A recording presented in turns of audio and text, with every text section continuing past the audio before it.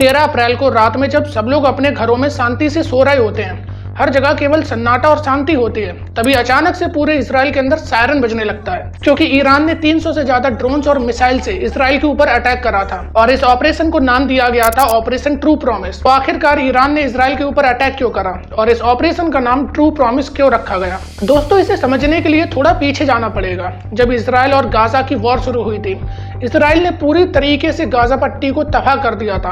उसके अंदर हमास के जो मिलिटेंट थे उन्हें चुन चुन के मारा जा रहा था। तभी से इसराइल अलग अलग फ्रंट पे वॉर लड़ रहा है। और यहाँ पर कमाल की बात तो ये है कि इसराइल किसी कंट्री के साथ में वॉर नहीं कर रहा, बल्कि अलग अलग मिलिटेंट ग्रुप के साथ वॉर कर रहा है जो उसके आसपास की कंट्रीज में है। क्योंकि ये जो मिडिल ईस्ट का रीजन है, यहाँ पे पॉलिटिकल टर्मोइल बहुत ज्यादा है, जिसकी वजह से हर एक कंट्री में कोई ना कोई मिलिटेंट ग्रुप देखने को मिलता है। और बहुत सारी रिपोर्ट तो यहाँ तक बताती हैं कि लेबनान, सीरिया से लेकर पाकिस्तान तक जितने भी ये मिलिटेंट ग्रुप हैं, मतलब कि जितने भी ये टेररिस्ट ग्रुप हैं, इन सबको फंडिंग करता है ईरान। और दोस्तों, ऐसा ही एक मिलिटेंट ग्रुप है हिजबुल्लाह, जो कि एक ईरान बैक्ड मिलिटेंट ग्रुप है। ये सूडान, सीरिया, लेबनान और इराक के अंदर बहुत ज्यादा एक्टिव है। ये सारी कहानी मैं आपको इसलिए बता रहा हूँ ताकि अब आप अच्छी तरीके से कहानी समझ पाएंगे कि आखिरकार ऐसा क्या हुआ जो ईरान ने इसराइल के ऊपर अटैक करा। दोस्तों, अपनी कहानी पर वापस आते हैं। 2 अप्रैल को सीरिया के दमिश्क में जो ईरानियन एम्बेसी थी, वहां पर इसराइल अटैक करता है, जिसमें कि लगभग 13 लोग मारे जाते हैं और उनमें से 2 जनरल रैंक के ऑफिसर होते हैं। इनमें से एक था जनरल मोहम्मद रेजा जेहादी।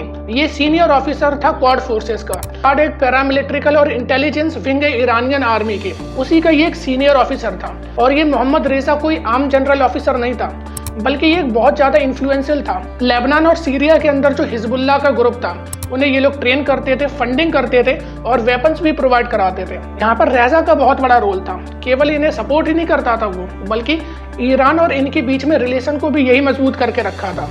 जब इसराइल ने 2 अप्रैल को इनके ऊपर अटैक करा तो उसमें ये रेजा भी मारा जाता है। इसके बाद के पूरे ईरान पे बहुत बड़े स्तर पे प्रोटेस्ट होने लगते हैं और ईरान की सरकार वादा करती है कि इसका बदला हम जरूर लेंगे। इसी वजह से इस ऑपरेशन का नाम रखा जाता है ट्रू प्रॉमिस। अब दोस्तों, सवाल आता है कि इसराइल ने इनके ऊपर 2 अप्रैल को अटैक क्यों करा था? ऐसा कि मैंने आपको पहले बताया कि हमास और इसराइल का जब से युद्ध शुरू हुआ है, तब से इसराइल अलग अलग फ्रंट पे वॉर लड़ रहा है, वो भी किसी मिलिटेंट ग्रुप के साथ में, ना कि किसी कंट्रीज के साथ में। और सीरिया और लेबनान से हिजबुल्लाह अटैक करता था इसराइल के ऊपर। छोटे मोटे रॉकेट हमले ये लोग करते रहते थे। जब इसराइल को 2 तारीख को पता पड़ता है कि दमिश्क में इनकी मीटिंग हो रही है, तो इसराइल इनके एम्बेसी के ऊपर अटैक कर देता है, जहां पे ये 13 लोग मारे जाते हैं। इसराइल के पास भी ये पॉइंट था कि ये मिलिटेंट ग्रुप इसराइल पे अटैक कर रहे हैं, और ईरान के पास भी अब पॉइंट है, क्योंकि अगर किसी भी कंट्री के एम्बेसी पे कहीं पे अटैक करा जाता है तो वो अटैक उस कंट्री पे माना जाता है जिसका कि वो रिटेलिएट कर सकती है। इस बात को आर्टिकल 51 ऑफ यूएन बोलता है। इसी वजह से इराक इस आर्टिकल को दिखा के कह रहा है कि हमने केवल अपने अधिकार का पालन करा है। लेकिन वहीं दूसरी तरफ इसराइल भी केवल अपनी सिक्योरिटी के लिए लड़ रहा है, क्योंकि ये जो टेररिस्ट ग्रुप है, मिलिटेंट ग्रुप, ये अलग अलग कंट्रीज से इसराइल के ऊपर अटैक करते रहते हैं। आपको पूरी अच्छी तरीके से सिनेरियो समझ में आ चुका होगा। लेकिन ये जो ईरान ने इसराइल के ऊपर अटैक करा, इनके 99% जो अटैक था वो हवा में ही खत्म कर दिया गया। मतलब कि जो इनकी रॉकेट या ड्रोन थे वो इसराइल तक पहुंच भी नहीं पाए। इसराइल का जो आयरन डोम सिस्टम था, और उससे भी पहले इसराइल की जो स्पेस टेरिटरी होती है, वहां तक भी इनके रॉकेट नहीं पहुंच पाए।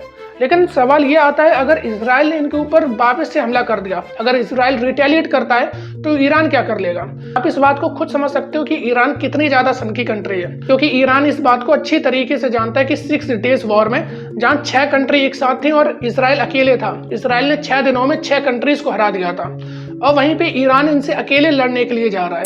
ईरान को अच्छी तरीके से पता है कि इसराइल से किसी भी हालत में वो नहीं जीत सकते, लेकिन फिर भी उन्होंने अटैक करा, बजाय इस डर के कि वापस से रिटेलिएट हो सकता है। और दोस्तों, इसका एक कारण है, क्योंकि ईरान इस बात को जानता है कि दुनिया भर में चुनाव हो रहे हैं, जैसे इंडिया और यूएस में भी चुनाव है, जो कि बड़ी कंट्रीज हैं वर्ल्ड की।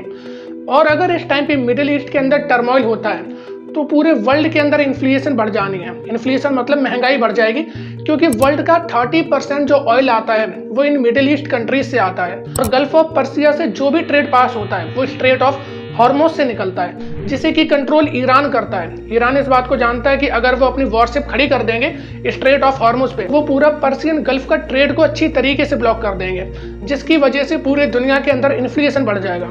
और अगर इन्फ्लेशन अभी बढ़ता है तो ये सारे देशों के जो चुनाव होने वाले हैं, इनके रिजल्ट में भी चेंजमेंट आ सकती है। इसीलिए वो इस बात को जानता है कि ये जितनी भी कंट्रीज हैं वो इसराइल के ऊपर दबाव बनाएंगी कि आप अब रिटेलिएट मत करो, जैसा कि अमेरिका ने किया भी। अमेरिकन प्रेसिडेंट ने ट्वीट करके कहा कि हम इसराइल के साथ में और हम इसराइल को पूरी तरीके से डिफेंस प्रोवाइड कराएंगे। G7 कंट्रीज ने भी इसी बात को कहा। लेकिन आप जरा गौर करिए दोस्तों, तो कि यहाँ पे किसी भी कंट्री ने ये नहीं कहा कि हम ईरान के ऊपर अटैक करेंगे, केवल इतना कहा कि हम इसराइल को डिफेंस प्रोवाइड कराएंगे। दोस्तों यहाँ पर इसराइल बड़े ही सेफर मोड पे खेल के गया है, क्योंकि वो जानता है इसराइल को ये लोग अटैक करने नहीं देंगे, क्योंकि अगर इसराइल अटैक करेगा तो जितना भी ट्रेड है वो डिस्टर्ब हो जाएगा। और बहुत सी रिपोर्ट तो ये कह रही हैं कि अगर यहाँ पे टर्मोइल होता है मिडिल ईस्ट के अंदर, $100 पर बैरल प्राइस पहुंच सकता है ऑयल का। और अगर ऑयल के प्राइस बढ़ते हैं तो आपकी जितनी भी कमोडिटीज होती हैं, सब्जी से लेकर के जितनी भी महंगे आइटम्स होते हैं, उन सबके प्राइस अपने आप बढ़ जाते हैं, क्योंकि ट्रांसपोर्टेशन के लिए ऑयल तो चाहिए रहेगा। इसलिए कोई भी कंट्री ऑयल की सप्लाई कम नहीं करेगी, बल्कि ज़्यादा उसकी जो डिमांड बढ़ी होगी उस पर ऑयल को परचेज करेगी। इसकी वजह से पूरी दुनिया के अंदर इन्फ्लेशन बढ़ जाएगा और हो सकता है कि चुनाव में दिक्कत आए। दूसरी तरफ ईरान की बौखलाहट भी देखने को मिल रही है। ईरान ने कहा है कि अगर कोई भी कंट्री अपना एयर स्पेस खोलता है इसराइल के लिए अटैक करने के लिए ईरान के अंदर, तो वो उस कंट्रीज पे भी अटैक कर देंगे, क्योंकि ये जानते हैं कि अटैक होने नहीं वाला। लेकिन अगर आप ये मानो ऐसी सिचुएशन बन जाती है कि इसराइल रिटेलिएट कर देता है और ईरान का बुरा हाल हो जाता है, तो केवल यहाँ पे ईरान तबाह नहीं होगा, वर्ल्ड की हर कंट्री तबाह हो जाएगी। और अमेरिका की सबसे बड़ी दिक्कत यही है, क्योंकि अमेरिका में जो अभी इन्फ्लेशन रेट आए हैं वो बहुत ज़्यादा आए हैं। और अगर ऑयल की सप्लाई में कोई दिक्कत आती है तो अमेरिका के अंदर, वेस्टर्न कंट्रीज में और बाकी के वर्ल्ड में इन्फ्लेशन और ज़्यादा हाई चली जाएगी।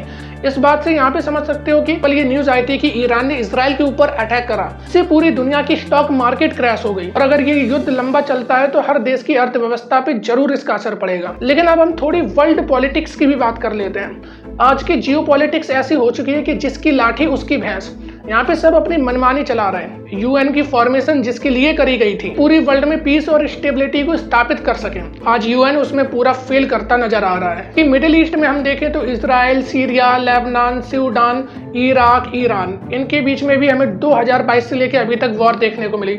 अजरबैजान, आर्मेनिया के बीच में वॉर मिली, रसिया यूक्रेन की वॉर मिली, और ताइवान चाइना के बीच में जो टर्मोइल चलता रहता है वो तो अलग ही चलता है। लेकिन यूएन इन सबको किसी को भी अभी तक सॉल्व नहीं कर पाया है। इसलिए वर्ल्ड पॉलिटिक्स आजकल डोमिनेंस की पॉलिटिक्स दोबारा बनती जा रही है। लगभग 80-90 सालों बाद फिर से वर्ल्ड वॉर 3 जैसे आसार बनते नजर आ रहे हैं। अब वर्ल्ड को जरूरत है कि यूएन जैसी संस्थाओं से हटकर कोई एक पावरफुल फोरम बनाया जाए, जिससे कि पूरे वर्ल्ड में दोबारा से स्टेबिलिटी को, पीस को स्टेबलाइज करा जाए।